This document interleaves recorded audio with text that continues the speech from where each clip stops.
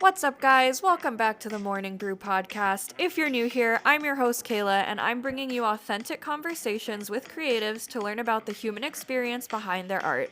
Make sure you're following the podcast on Spotify, Apple Podcasts, and Instagram so that you never miss one of my episodes. This week, I have Austin-based performer and America's Got Talent quarter-finalist Mama Duke. Disclaimer before we get started, this episode was recorded in a nightclub in downtown Austin, and my incredible audio engineer Diego was able to remove the distracting and honestly copyrighted background music and noise. So if it sounds like we are yelling in this interview, it is because we are. And with that, I hope you enjoy the interview. Well, thanks so much for joining. I feel like this has been a really long time coming. Hell yeah. And I'm so excited. So can we start with your name and where you're from? Okay. So obviously my government name is Corey Roy. But I'm from a small town called Palacios, Texas, with like more cows than people. So yeah, but also Mama Duke. Mama Duke. Yeah. All right. So I've got some rapid fire questions. Okay, hell yeah. What is your favorite sweet treat? Sweet treat? Yeah. I'm an Oreo girl. I love Like an I need Oreo. 4 Yeah. in milk, 2 at a time. Do you do the thing with the fork in the middle? So No. you Just dip drop that You just motherfucker in dunk there. it? Spoon. Nice. Yeah, I'm an Oreo girl. All right. What is your song on repeat right now? Oh my gosh. Teddy Swims Broke. Good. Okay. It's random, but that's just what it's a vibe. No, it's that's a vibe. fair. What color socks are you wearing right now? White always. Okay. Digital or vinyl? Digital. Okay, nice. You know, I'm just like I have one foot in this era and one foot in this one. No, that's so fair. And like I feel like vinyl, you have to have like a parent, a grandparent, an uncle, somebody love vinyl. I have a grandpa. Yeah. So it's like I didn't, you know? I totally get it. So we have so much cool stuff to talk about today. Yeah. So let's just jump right in. Yeah, let's do it. Earlier this year, you released your album, You Can Open Your Eyes Now. Can you tell me a little bit about the story behind the album? Okay, so You Can Open Your Eyes Now. Let's just talk title. The title was just a metaphor for things being scary or the unknown. And You Can Open Your Eyes Now was like, we kind of got a little, we're not starving artists anymore. Right. We're making a name, we're making waves. Nice. And so it's like, the air is clear up here. You can open your eyes now. Like, stop, like, don't clench. Okay. Let go of your, you know? I like that. But yeah. That's what it's about. Is there a song off of the album that holds a really special meaning for you? Too Late, the last song on the album. Well, it's not necessarily my favorite song. It's just it almost didn't make the album, and it's just like a final farewell. The album is about like a breakup that is. We both know it's coming. We know it's the best. Nobody wants to say that, Right. you know. But I'll be the person to say it. And so Too Late is the final like. Whatever we could say here, it's too late. Gotcha. And so my new partner was like, you have to put it. It's almost like it was like a book. And she was like, it feels like Too Late is like, That's like close the book, you know? And so I love it because it almost didn't make it and people love it. Oh, and so it's like, what if I didn't put it on there, you know? right? Yeah. It was the what if. Yeah. And so a few months after dropping your album, you had the incredible opportunity to give your very own TED Talk. Oh, man. What was your initial reaction to being asked to give a TED Talk? My lower self showed up as we do in moments of like fight or flight. Like I was like, no, why? For what? I don't know anybody that looks like me and is like me that does a TED Talk. Why? And then it was like, how could I not? What an honor to be in that room. That's and your if moment. you know, yeah. So it was like my lower self responded. I wanted to be like, I came up with every excuse. No, what do you mean I have to memorize my speech? No, that's not my thing. Why push myself into that world? It's not me. Luckily, I have friends in my corner like, you'd be stupid. You got the self-sabotage. And then... Oh, 100%. She shows up every time. Me too. What's your sign? Taurus. Oh my God, I love Tauruses. You're my sister's sign. I'm a Scorpio. Yes. Yeah. Nice. Yeah, self-sabotage. Queen. It works for us though. I used to like hate that part of me, but it's like she's protected me. She's there for a She's there for reason, yeah, absolutely. How did you pick your topic, and can you give like an elevator pitch of why people should go listen to it? Okay, so when I was thinking of what to pick, I had a coach, right? And they were like, look, you should pick something that even if you couldn't remember your speech, you could go on and on about. That's great advice. You know? And so I was like, okay, well, then all I can think of is just being being authentic and creating your own magic and just being you in rooms because we need you, you know? And I could go on and on about like how there's nobody else like you and whatever's in you, we could never experience if it wasn't through you, you know? And so that was easy for me, like making your own magic by making yourself magic. So I would say my elevator pitch that's the title, Making Your Own Magic by Making Yourself Magic. And you should go watch it because every room is different. And so it's impossible to adapt to every room if you are not just being you, you know? And so we're being tugged in all these different directions. And so if you remain yourself, you don't have to worry about who's in that room. I got you. I got you. Yeah. I did watch it. Oh, thank you. You say magic as someone who decided that they were worth believing in before anyone else decides. Absolutely. Why do you feel like that is important? I think I get to tell you who I am, not the other way around. You know? I like that. I think I'm so many different things. I had to be like, I'm like triple whammy. I'm mixed race, I'm a female, I'm queer, I am mask presenting, like all these things. And so if I am not present and okay with me, what is happening? You know, I would be pulled in so many different directions. So for me, it's just important. I don't know how to go deeper than that. I know it makes sense. You know what I'm saying? I tried to force myself to present as like a girl for so long. Yeah. And only when I realized I could be a girl and still present masculine that I felt like this is what I was meant to be. And what more powerful? Yeah. You know, that's a powerful woman. Yeah. You know? Power play. Yeah, Never absolutely. let them know you're next to me. Yeah.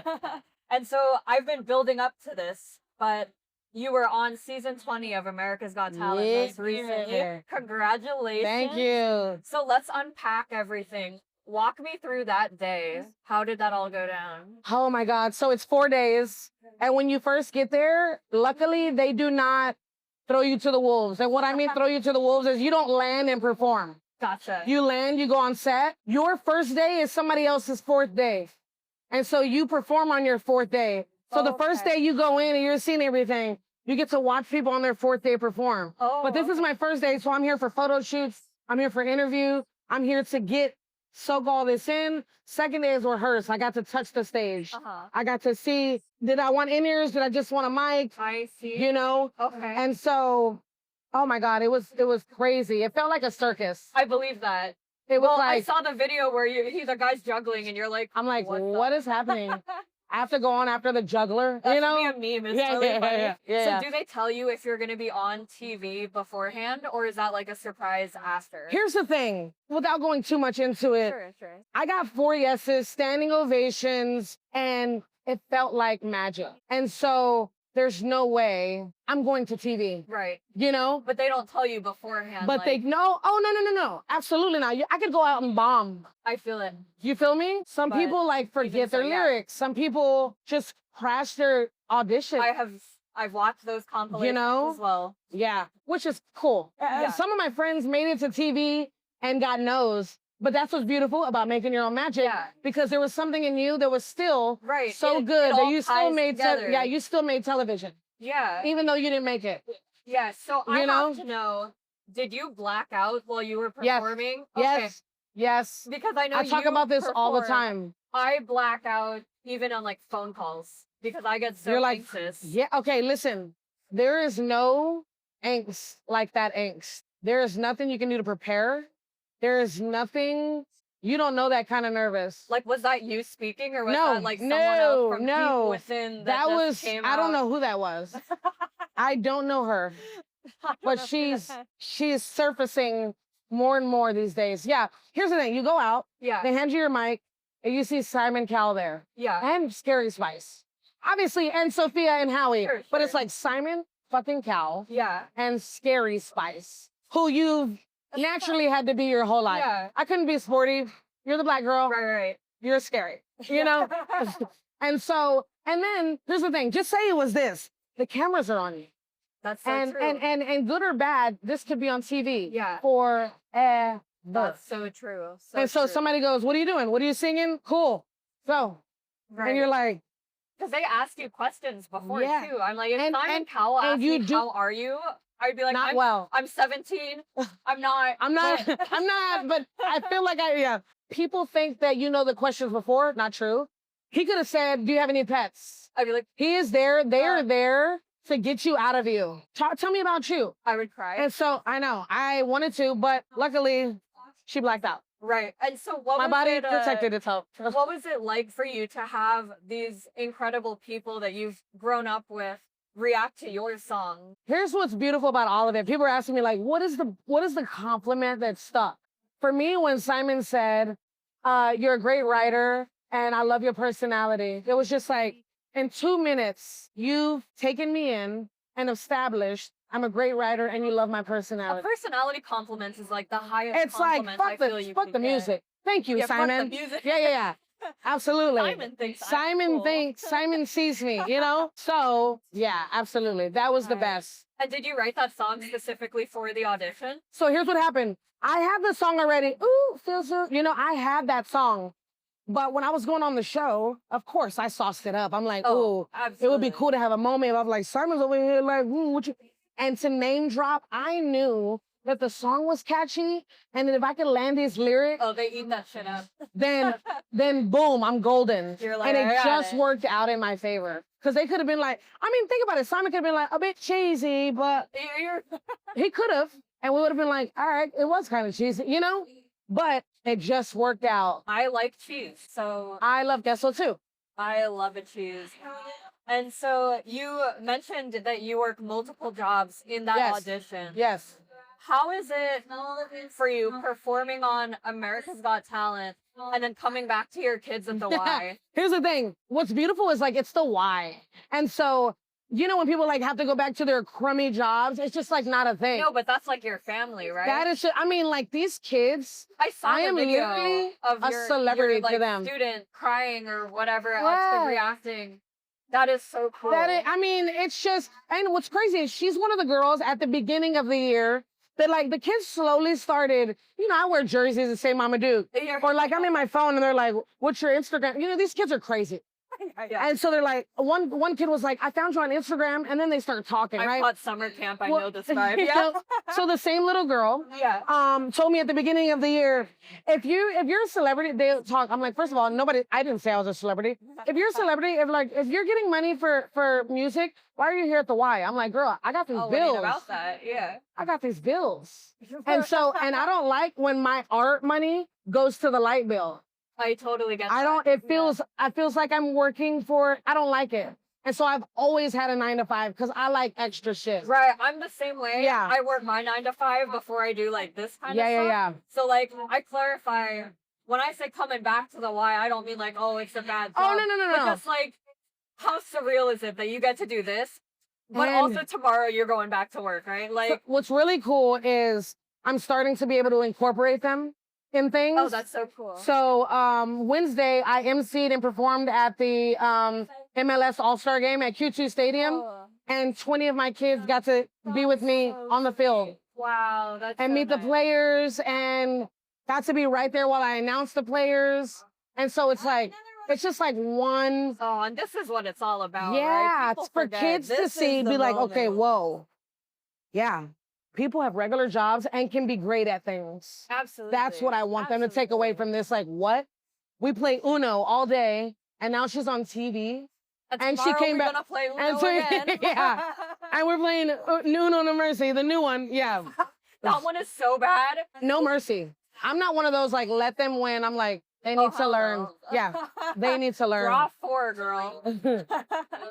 I like to give the artists on my show like kind of a chance to reflect a little bit more about their work. Yeah. So you said that AGT marked like the biggest moment of your career so far. Yeah. I would love to know, what is the next dream in store for Mama Doof? What do you got cooking? My dream is to go one more round. I want to win.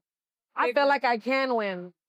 I'm a quarter finalist technically right now. If I could go to the semifinals, for me, just give me one more. Like, I get to go to the live shows and give you another song. Yeah. If I am allowed to go do one more, That is my biggest dream. So that this next time when I go in August, they go, America has voted me through, and I'm like, I get to live this moment one more week, 2 more. I don't even know how it goes, but I don't know how this works at all. I get to go one more round. That's what I want. Yes, I want to win, but if I am allowed to perform 2 more times on live television, you know, I feel like it's season 20. It's an even number. Oh. It feels big. Like, I feel like somebody that looks like me and is like me we need it. Could win in rap. It's like, I feel like a bridge. I feel like there's a lot of people like, I don't like rap, but I like this. And it's like, you like rap. You just have to find your rap. You gotta find the good rap. Yeah. And so I think I can do it. I think you can too. You know? Yeah. I'm so excited. That's what I'm looking forward to. And I learned recently, like, if you don't ask for like what you want, like no one is gonna read your mind at 100%, right? Like you gotta dream big and then put in the work and grind for it. 100%. And, you know, like you said in your TED talk, right? You make your own magic, and like who knows what happens? Like magic might happen. Magic happens. But I just thought that was very inspiring. So I wanted to tell you that. And then one of the last things is I do an artist ask artist segment where I try to connect groups. Yeah. So the last artist on my show, his name's Leupp, and he's a local artist here in Austin as well. And he would like to know, if you could live in any city not in the United States, what would it be? Oh, London. I'm the same. I hung out with more Black people in London than I ever have in my whole life. I was like, my people. This is where they all work. Yeah, this is where y'all work, right? No, London is just like, I had the privilege and honor of living in the city for a month on somebody else's dime. Cool. And so I got to experience it different. You know, when you're using your own money and staying there a month, you're in a different mindset. I am here rent-free. I can jump on the tube, not on my dime. And I'm getting paid to do shows, you know? It was just like, oh man, I got to run around the city. Tell me if this is true or not. Food tastes so much better on someone else's dime. And then so now you can ask a question for my next guest. Okay, and it can be anything? Yeah, you can ask anything you want. I will tell you it's an author. So it's not a musician. Oh, it's an author. It's an author, yeah. She's an author and a CEO. I would say if you could write anything that isn't your thing, right? It's just not your thing. If you could pivot genres, what would it be? Okay, I like that. You know what I'm saying? It's like if right now, I'm not writing country music, but if I could pivot, if you had to pivot, what would be the next genre? I like that. What would you be like? I could pump out a children's book. I could pump out a sex. You know what I mean? Oh, I could 100% pump it. Yeah. I got a private blog for that. Period. All right, and then last thing, shameless self-promo. What do you have coming up? Where can people find you? I need people. Listen. Shameless promo is AGT. I'm going back on the live shows.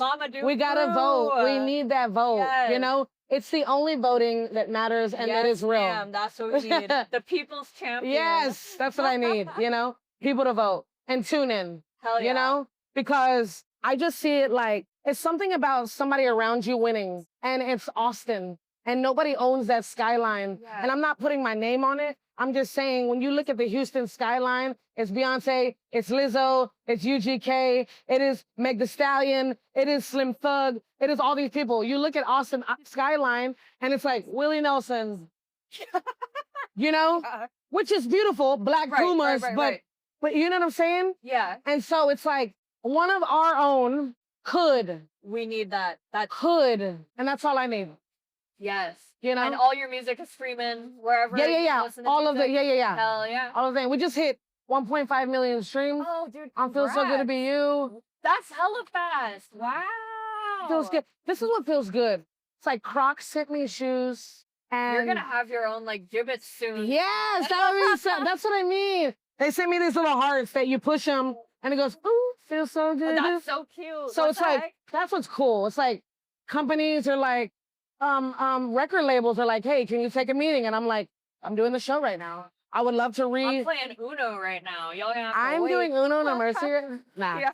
Yeah. No, that's Yeah. so cool. Awesome. Yeah. Well, thank you so Yeah, much. I I'm appreciate so you. glad we had time. And I brought you Yeah, that works. this sticker, and I'll trade you for the mic. And then if you got A morning brew. I try to do Polaroids of all my guests. Yeah. Let's do it.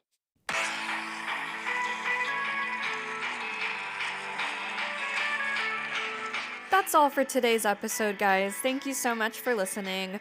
All of Mama Duke's socials that we mentioned are linked below, and let's make sure that we're voting her through to the semifinals of America's Got Talent. Once again, make sure you're following the podcast on Spotify, Apple Podcasts, and Instagram, because in 2 weeks, I'm bringing you a super cool interview with author, CEO, and publicist for The Alan Alda, Sarah Hill.